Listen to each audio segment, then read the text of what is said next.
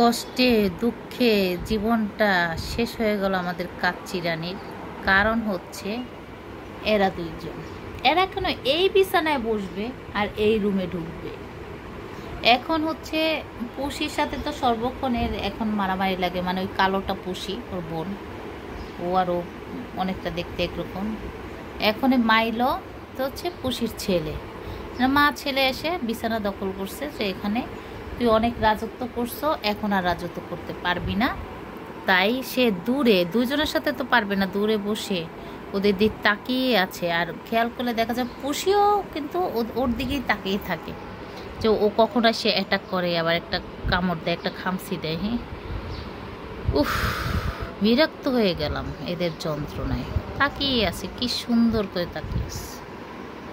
পুষি কি এই বিছানায় কি এটা কাচ্চির বিছানা না?